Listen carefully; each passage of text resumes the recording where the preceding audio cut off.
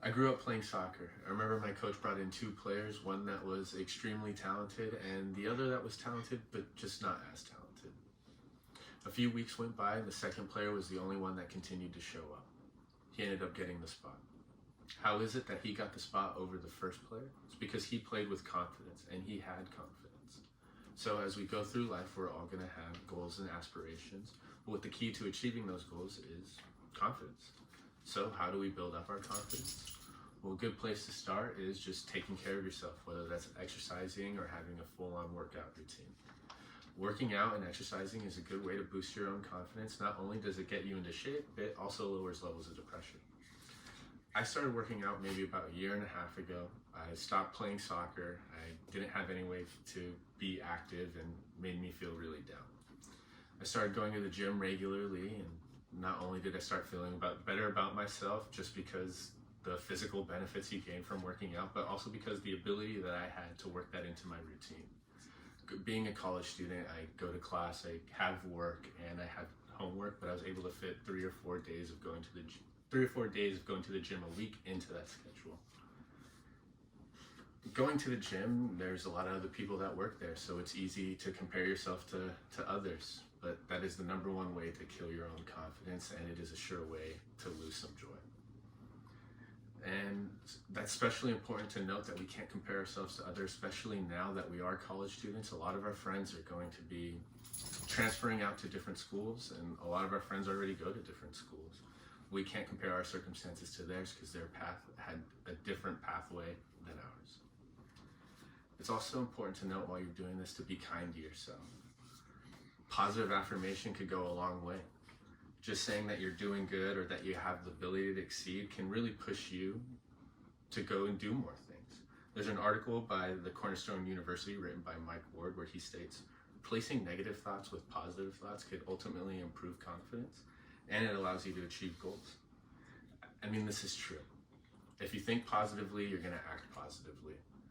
Your mind, your heart, and your body are all connected. So if your mind thinks you could do something, your heart's going to believe that you could do something, and your body is going to actively do the things that you think you could do. So that's the number one way to improve your confidence. However, we can't do any of that without setting goals, reasonable goals. Having goals helps us to have something to work to. And when we complete that goal, we get this rush, that rush being pride. And pride is very addictive. That pride is what's going to drive us to continue to do more goals, to create more goals, and to ultimately complete them.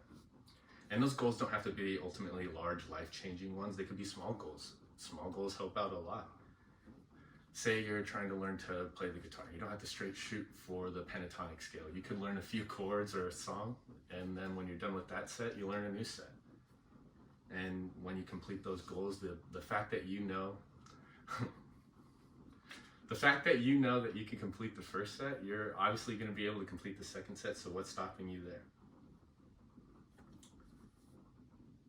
And when you're doing these goals, it's important to keep in mind that you can't give up. You have to keep trying. There's a TED Talk by Dr. Ivan Jones, and he explains the necessity of persistence. He tells the story of J.K. Rowling in her Harry Potter books. She had to go through 12 different publishers before somebody actually even thought of picking up her book. If she gave up at the first sight of adversity, she wouldn't have made one of the best-selling franchises ever created. And we have to take that into consideration too.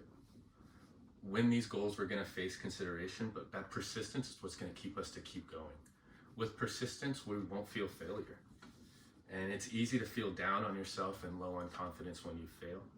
But when this happens, it's important to look back at the other goals we've already achieved. And when we fail, it's important to look back at the goals we have already achieved. And when we're low on confidence, it's good to spend time on the things that you've done good. Looking back on the good things can boost our confidence, and it can make us believe that we could achieve more. When we fail, it's easy to feel low on confidence. When this happens, it's important to look back on the things that we've already done. Looking back on these goals will ultimately push us to achieve the next goals. So, say you're in an interview and you're feeling nervous and doubt sets in. Think about the fact that you have already completed the job application and they're even considering hiring you. So you must have something that they want. And if that doesn't work, think about the other time that you've applied to any other job and you got hired. What makes you think you can't get this one? And like I mentioned, goals don't have to be the life-setting. All the goals that we look back on don't have to be these major life-changing ones. They could be the fact that you were able to run a 7-minute mile. Even that, it took time, it took dedication, so it's worth looking back on. As humans, we're so dependent on confidence, and so it's important that we understand these things. Because having that confidence is key to what helps us achieve these goals. And without confidence, we struggle to achieve anything. So be that more confident player rather than having all the skill and no confidence to show for it.